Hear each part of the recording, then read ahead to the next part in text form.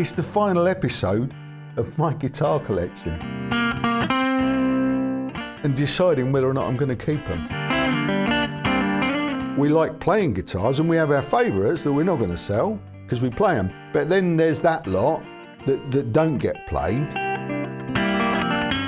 Get rid of them and buy a load more that don't get played and then do it again.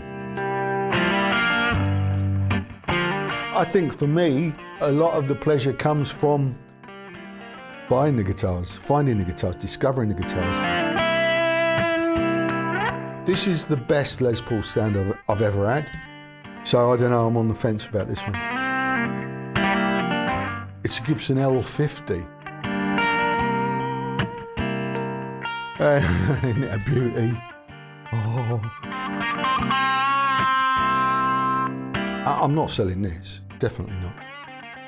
No. Fight me for it.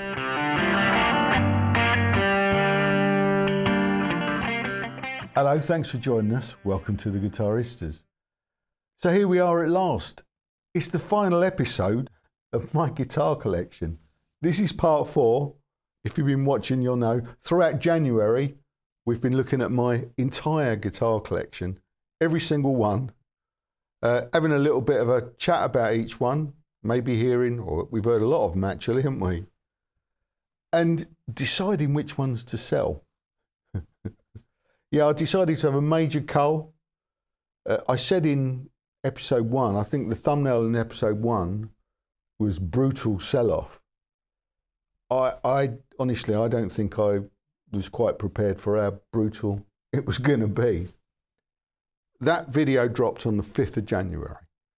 I'm recording this bit on the 24th of January, so that's what, it's 19 days. It's not even 3 weeks, is it? And so far, and that's not including what's going to happen today, so far, I've listed 24 guitars, 24, and I've sold 20 of them. Fucking hell. Flipping hell. Yeah, flipping hell. Right, so what we're going to do now, yeah, I had to take a minute there.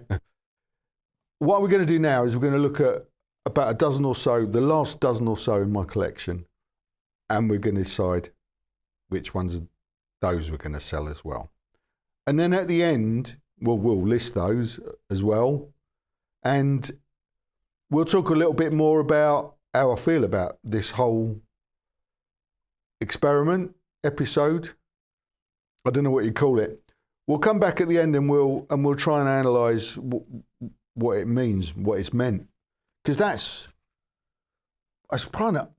it's getting on for half of my collection. I mean, I had I didn't count them, about 65 guitars. We'll count them later. I had about 65 guitars to start with, and I've sold 20 already. There's 4 on Reverb still now, although I'm having second thoughts about the Strummer Telecaster, so I might take that down. Yeah, look, what we're going to do now is we're going to have a look at what's left, decide what's going to be listed at the end of this show, and don't forget, these sales have all gone through Reverb. The link to my shop is in the description box, and I'll also pin it at the top of the comments. So you can have a look and see what's left, and you can have a look and see what I do list after this episode. But right now, I'm going to stop talking and we'll get on with it. You know the score. It's going to be about half an hour or so from now. So you'll need nibbles and a beverage. So go and do that, come back, and let's get stuck in.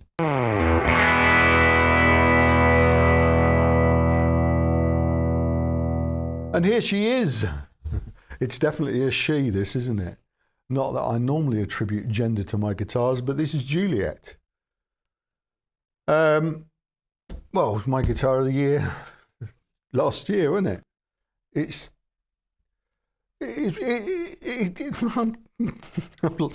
not often I'm lost for words, is it? It's just a fantastic guitar. It's because it's unique. It's so light as well. Notice this about Eastmans. They're all really, really lightweight.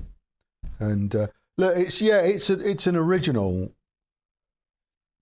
And once you embrace its quirkiness, I think it's a little bit quirky, isn't it? The shape, not dissimilar to Robert Smith from The Cure's, whatever it is he plays. He's like got a big skewed version of this, so it's not dissimilar to that, and it's got this Firebird hump in the middle, and again, full-on premium parts. These are a bare knuckle old guard pickups, and it's got, this is a Goldo bridge US Bigsby Goldo or Faber tuners. Really nice chunky neck, this antique varnish, ebony bald. It's the bollocks. It's right up there in my top. I can't say top 3, top 5, top 6. I've got so many. I've got several really nice guitars, so I'm not going to commit. I'm going to say this is in my top 6. And I think it'll be fun to actually try and work out what they are at maybe next month, eh? Yeah, well, this one won't be going anywhere.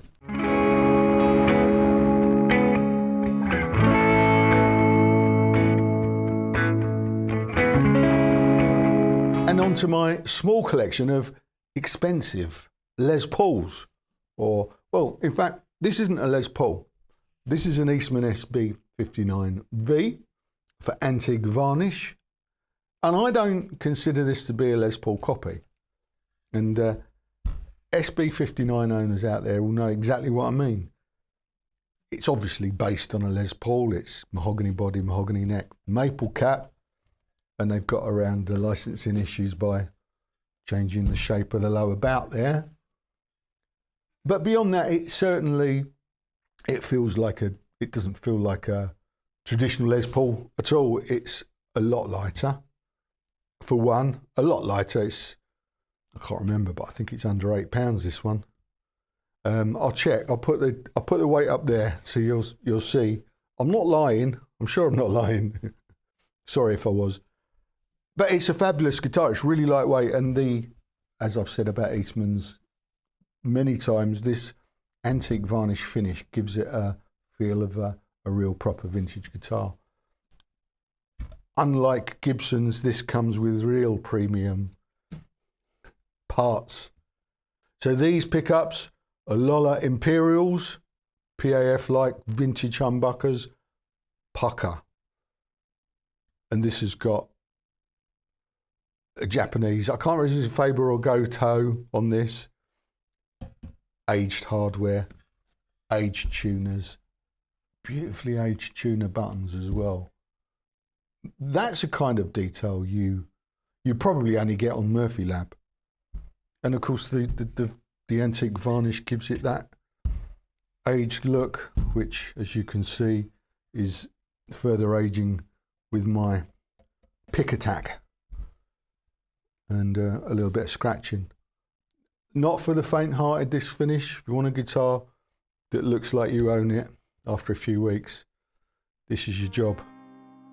I'm not selling this, definitely not. Nah, fight me for it.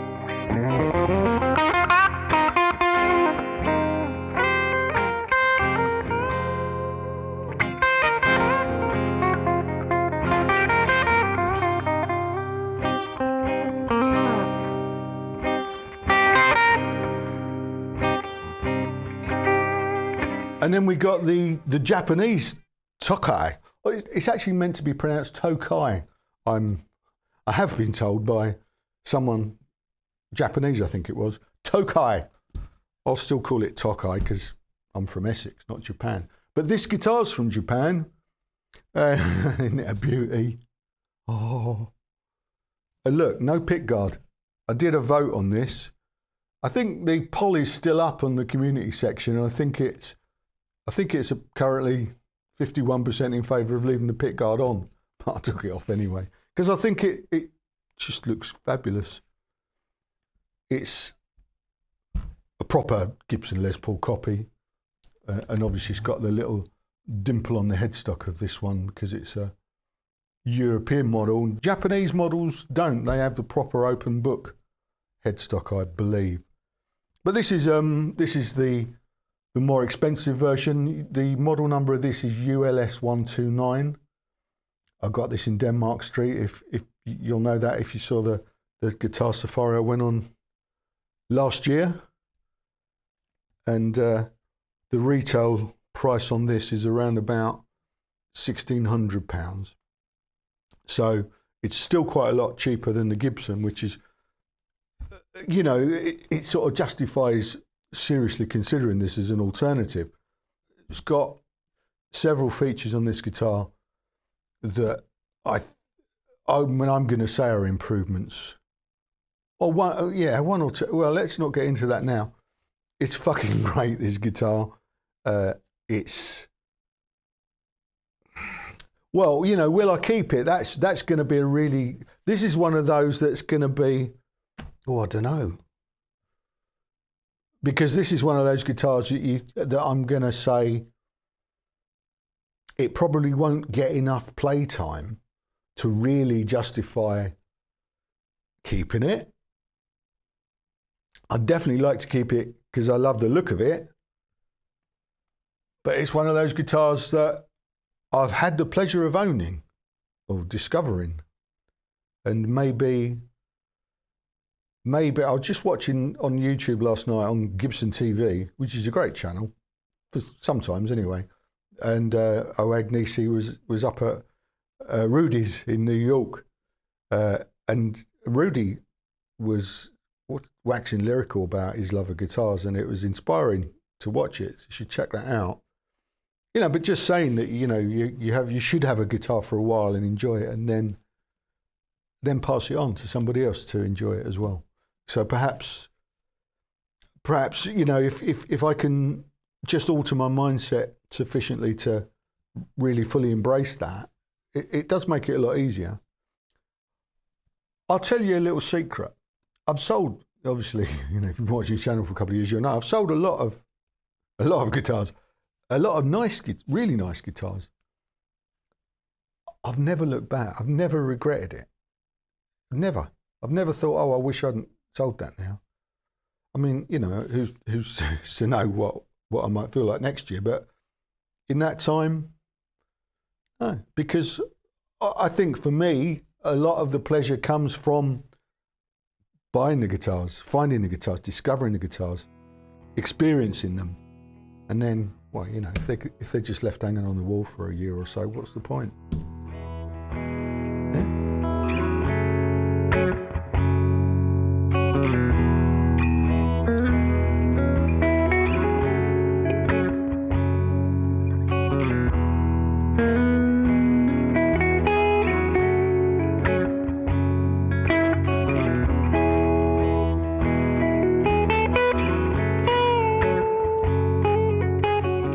So then this year I got myself another bloody Gibson, didn't I?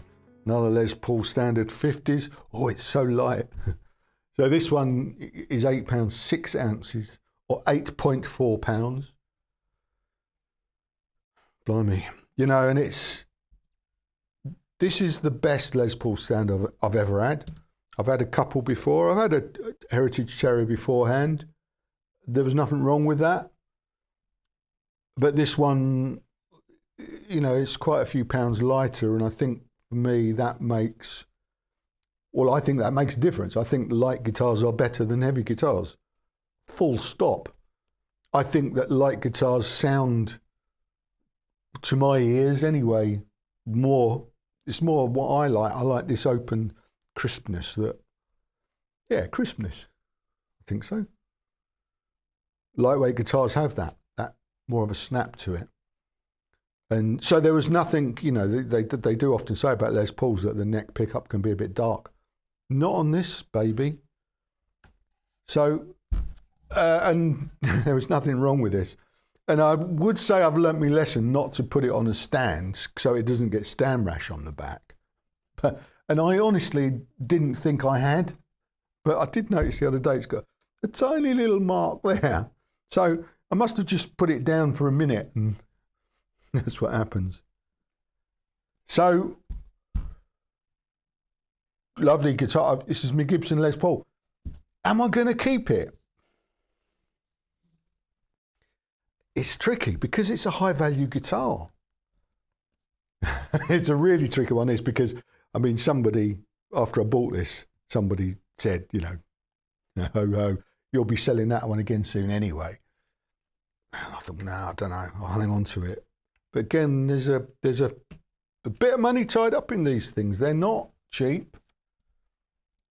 It's not, a Les Paul is not a guitar that I would play a pickup first, probably.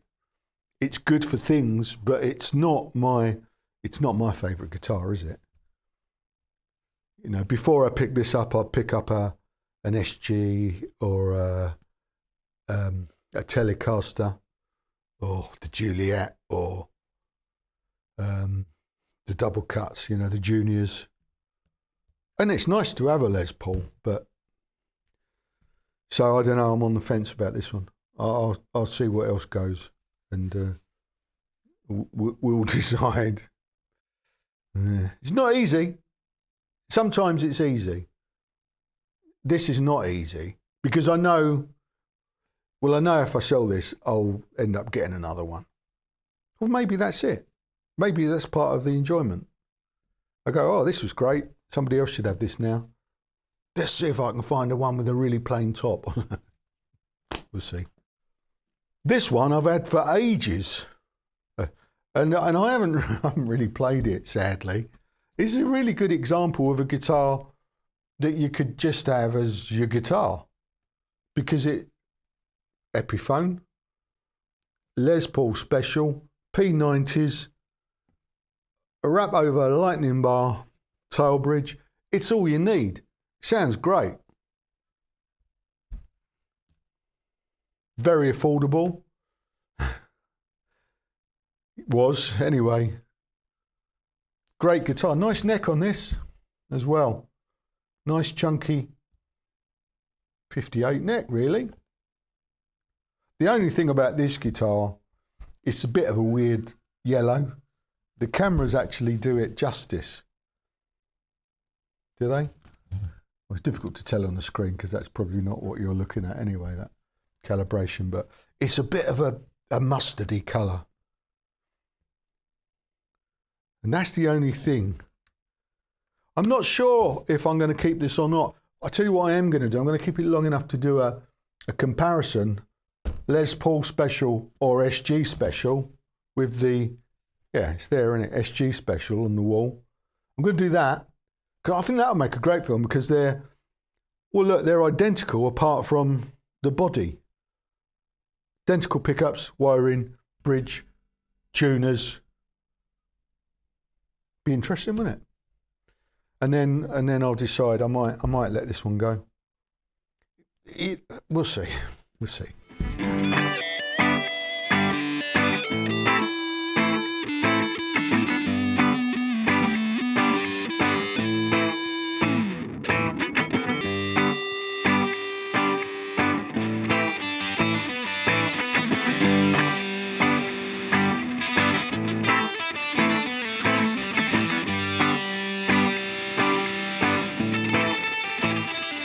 Here's a fun guitar. I bought this on Reverb. This is a vintage brand SG Junior copy. I can't remember what they called this.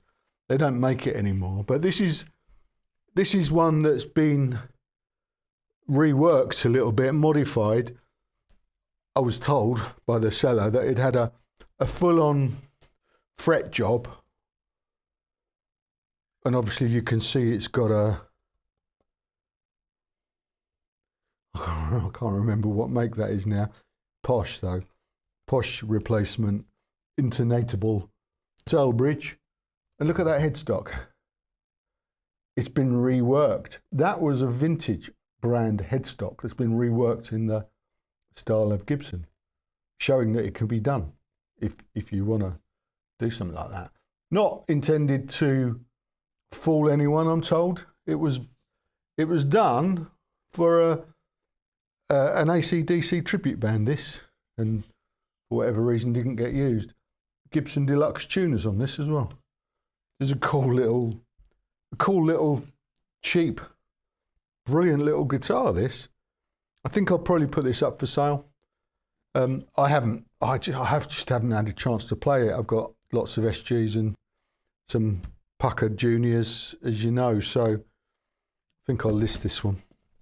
Now, here's the thing. I can hardly believe I'm saying this. I've got a PRS. It's a PRS SE from 2005. Yeah, one of the first ones they made in Korea. I mean, I got it. I did a trade up at my mate's shop, up at the South End Music Exchange. I mean, well, you know, well, at least it hasn't got the birds on it. I haven't looked. I'm sorry. I've got a thing about PRSs. I haven't reviewed this yet, even, and I shall be reviewing it. And I'll try and go in with an open mind.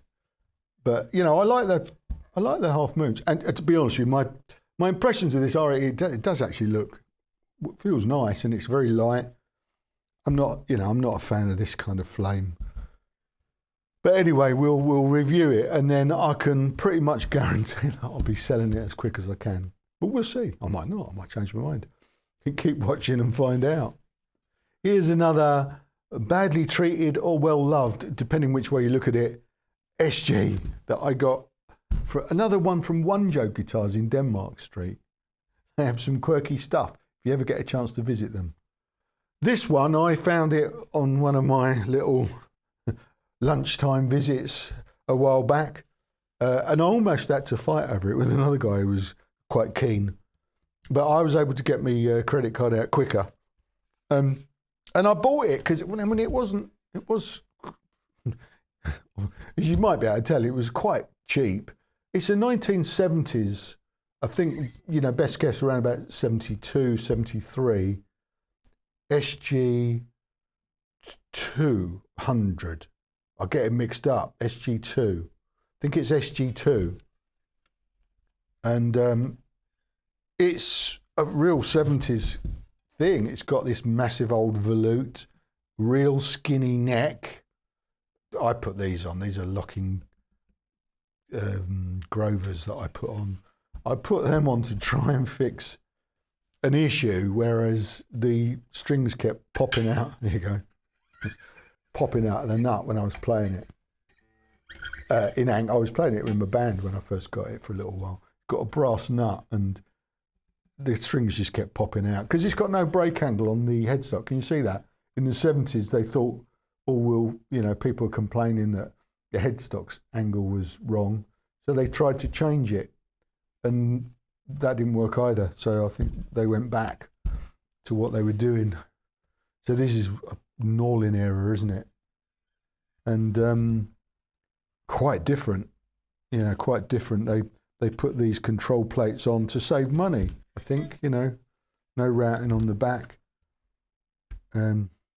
Raised pick guard. This is one of the original pickups. I don't think it's a mini humbucker. Everyone calls them mini humbuckers. They kind of look like that. I think these are single coils. And this is I thought, I wonder what that is. It might be a PAF. No, it's not. It's a pattern number pickup of some sort, and I don't know what. And it's got a badass bridge, and some idiot decided that it was going to be a string through as well. So they drilled through holes. It's a wrap over. It actually sounds really good. It sounds really good. And this is kind of quite Strat-like, which is interesting. And it's got proper mojo. I'd kind of like to, I was thinking about maybe restoring it, but I think it might be beyond that. I think it's just a thing of beauty as it is. I think I'm going to put this came with gold Shaler tuners on. I think I'm going to put those back on and maybe enjoy it for a little bit longer. Oh, I can't sell that, can I? Here's a beautiful old thing. No doubt. I'm not really into acoustics, as you know, but when I saw this, I absolutely couldn't resist. It's It's a Gibson L50. I think 1947 is our best guess on this. It's a thing of beauty. As far as I know, it's pretty original. It's always difficult to know, I think, with these things. And I mean, it's definitely an old guitar. It's definitely a 1947-ish Gibson L50. I was told the pickguard had been replaced. I know the tuners have been replaced for more modern Cluson style ones. The originals are in the case though, and there's nothing wrong with the originals. They've got metal buttons. Apparently just the previous owner just preferred the look of these. So it's got the originals. It sounds great. When I played it, it just sounds, it feels like more like an electric. The reason I don't like acoustic guitars as a rule is they feel so different playing wise. And this one doesn't. The action feels, it's really nice light action, light and electric. It plays real good. And I promised I'd learn some Travis picking and stuff, but I haven't got time. So I don't know. I don't know whether I'll hang on to this in the chance that I might actually do that with this guitar, or let it go, because it deserves to go to someone that's going to play it rather than just gathering dust. You know, I've got a couple of cheap little, I like that little Strummer acoustic campfire one that I bought. You know, that's a great little guitar for me to knock around on and learn how to play, isn't it? I don't need a vintage Gibson. These are really affordable. You might be surprised how little this is worth. You know, a 1947 Gibson, you'd think, oh blimey, that's big money. No, not at all. So don't be surprised if I list this. And I can't verify its originality. I can't verify if this is an original bridge or not because I don't know enough about these. But it's certainly a great guitar if you want to play it. Sounds brilliant. I've got another acoustic as well. I found this. I've had this ages actually. I bought this back when I started playing again as well, and a little pickup. I did a bit of recording with this actually back in probably around about 2007, 2008 once I got into it again. Yeah, I mean it's one of these. It's Crafter, isn't it? It's a lovely little affordable, great sounding acoustic that I never play, but I mean I'm not going to sell it, am I?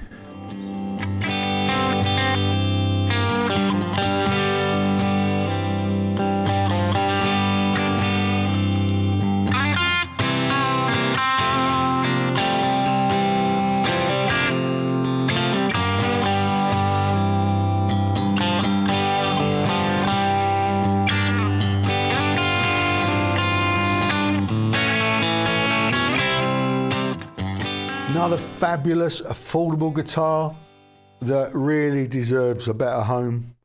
Has been on the wall, hasn't really been played or shown any love.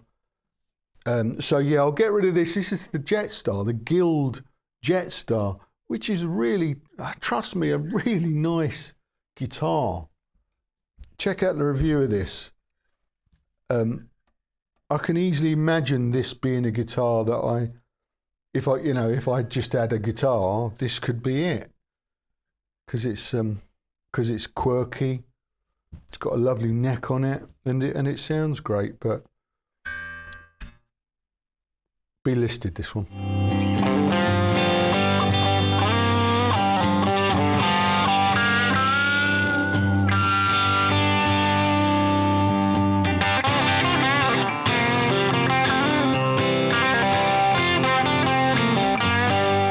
Fairly recent acquisition, the Paranormal Stratosonic from Squier. Highly modified now. Faber bridge, Gibson P90, Murray's Mini Humbucker. Original wiring, actually, yeah. Didn't change that. It's a great little guitar. And I can actually say I've got a Stratocaster that I would play and will play, because I'm not going to sell this. I'm going to hang on to this. So there.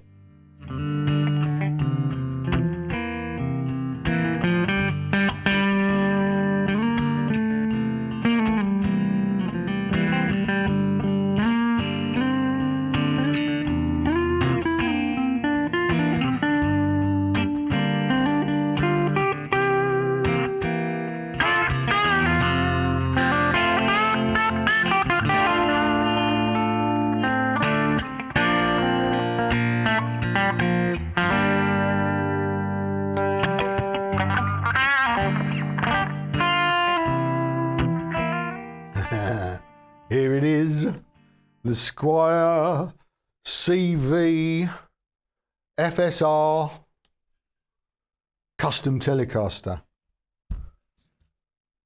It's a thing of beauty, isn't it? And it was affordable. And it sounds great. I might regret it if I let this one go. I might regret it. So I think, do you know what? I think I'm going to hang on to it. I was kind of on the fence until now. But I think, nah. Nah, let's keep this one. Look, I've still got the plastic on the control plate.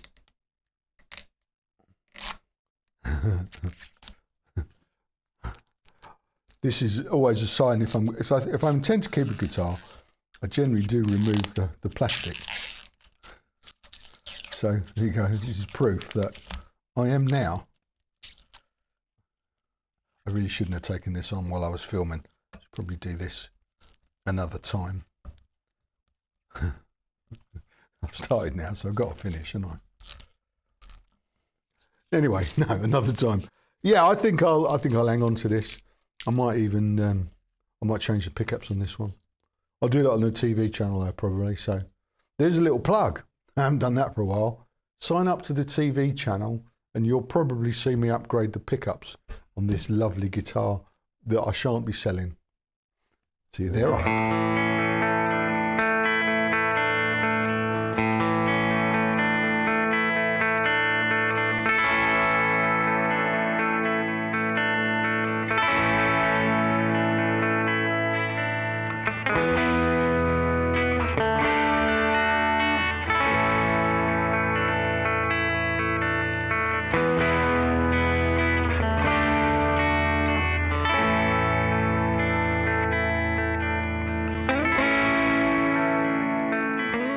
So there you go. I think there's another 3 there that will be listed after this episode on the Reverb link in the description box pinned to the top of the comments. So have a look. If they're still there, they're for sale. They might have sold already. These guitars have sold incredibly quickly. I mean, it definitely helps having a YouTube channel with a healthy viewership that have got gas as well, just the same as me. So, you know, some of those just flew out the door. Some of those sold, some of those sold before the YouTube film even dropped as a result of the TV channel, because I don't know if you know this, but I have a TV channel. There's the link. And the films are always posted about 12 hours earlier on there. So they always get first dibs, you know. They pay me a few dollars. It's only right, isn't it? So yeah, but I mean, what I was saying is it's been incredible, the response, and it's just gone bam. And I didn't expect that. I honestly didn't expect that. I thought, well, some of them will sell, and some of them it will give me a little bit of an opportunity to actually think about whether I'm going to sell them or not, you know, and then maybe change my mind and take them down. But it just happened so quickly. You know, I've got 4 were on there before this episode, to now 3, so there might be 7 on there still now. And for now, that's it. I'm sold out. or I might be sold out. Some of those are quite slow. As I said, actually, I might take this one down anyway, the strummer, because I think that's worth more than the price tag that I've had to put on it. I mean, I paid $1,500 for this when it first came out, but you can buy one new now for $12.99. So obviously I have to drop a bit below that, although this is immaculate. I have to sell it for less than that. And that's not good business. So I might take this down and keep it for a bit and maybe sell it maybe in the future or maybe not. Let's talk about how I feel about having sold all of those beautiful guitars. You know what? I feel quite good. I feel quite good about it. I feel good that I've done it. I feel good because they've gone to people that will play. I've met some great people through this. And it's been a thoroughly pleasant experience, honestly. It's been a thoroughly pleasant experience. I've had a few scam attempts on the Reverb, but I'll talk about that another time. It's so obvious. Well, I hope it's obvious, but I will talk about that another time. But, you know, people offering, you know, full price immediately and then trying to get you to, well, I'll talk about that another time. But it's been a really pleasant experience. I've met some great people and connected with some people that are really enthusiastic about the guitars they've bought off me. So that's been really good. And regrets, I think I said in this episode, I've never regretted selling a guitar. And then I thought about that statement and I thought, well, no, I've never regretted selling a guitar. I've said publicly to you lot quite a lot of times, oh, I wish I hadn't sold that. Yeah, I wish I hadn't sold that. It'd been nice to still have that, but I wouldn't have played it if I still had it. You know, whatever it was, probably. The only guitar, the one that stands out as being the one that I might go, oh, I wish I'd kept that, is the 69 large guard SG Junior, which is actually about to arrive with its new owner today. If FedEx do their thing. You know, Pete Townsend, large guard SG. But in this month's Guitarist magazine, there's an interview with Pete Townsend, and he himself says it doesn't really make sense to own more guitars than you can actually play. It just doesn't really make sense, does it? And he's right, really, isn't he? You know, we collect. All right. Because I've had a lot of feedback in the comments from you in this same situation, got loads of guitars, kind of wondering why, finding it difficult to let them go. What I'm going to say to you is, don't be scared. It is cathartic. It'll be quite a relief when you do. And there's a number of reasons that really help. One, all of a sudden you'll have a little bit of cash in your bank account, so you can start buying guitars again, which is the thing we really enjoy, isn't it? Let's be honest with ourselves. We like playing guitars and we have our favourites that we're not going to sell because we play them. But then there's that lot that don't get played. Get rid of them and buy a load more that don't get played and then do it again. And for all of you at home that need excuses to buy guitars, you know, like one in, one out. I mean, a lot of people say, oh, it's you know, there's a rule, one in, one out. Well, fine, we'll get rid of one then. It's not hard. And then you can do what I've been doing this week, which is spending a little bit of time online buying new guitars. I've bought two so far. I've got a little list of things that I think I'll do that to line some stuff up for the channel. So let me show you something. Number one has arrived already. Look, Despachado. This has come from Spain. I wonder what that could be. What I need to do this year is be a little bit smarter about some of the purchases. And what we'll definitely be doing is flipping guitars more regularly. You know, I won't let them accumulate as much as I have in the past. I'll be flipping things and I'll try and get as much money back as I can. And it will mean that, you know, some of the more expensive ones, the box, what's in the box. Well, that's, you see, again, that's something that I really bought for myself and not for the channel. Now, I'm going to unbox that on the TV channel, incidentally, as because the guys on the TV channel, I mean, obviously they support this, well, they support the buying of these things a little bit financially. If you haven't checked that out, do. There's the address again. It's, look, it's $50 a year. And that is, well, that's what supports this, well, helps to support this channel, you know, to replace being a shill, basically. So, you know, they get first dibs on buying the stuff and gets to see stuff like unboxing. Okay, so please check that out. $50 a year, $5 a month, and it's going to make this sustainable in the future. So please consider signing up. I'm going on a bit now, aren't I? I didn't intend to, so I think I'll go. I think I'll go now. I think I've probably said all I needed to say. I'm gonna now. I'm gonna be shopping. Okay, I'm gonna be shopping, buying some more guitars. One's arrived. Unboxing on the TV channel next week. Another one on the way. There'll be some more unboxings. I'm gonna have a week off next week to take stock and to shop. Okay, so the other thing I've decided for this year, 2024, is because it's 3 years now, and towards the end of last year, you probably noticed I was getting a little bit frazzled. You know, the pressure. It's not like a proper job, is it? But there's pressure creating films every week, and a lot of you said, "Well, just take a week off every now and then. You know, we'll be here."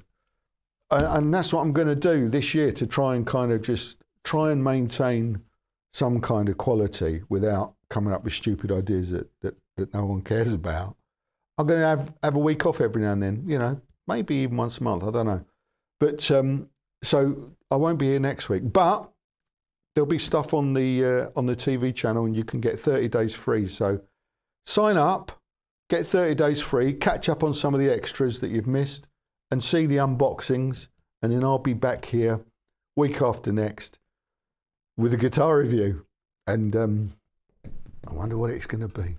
Well, join us and find out. Thanks for all your support and everything. Yeah. See you next time. Cheers for now. Ta-da.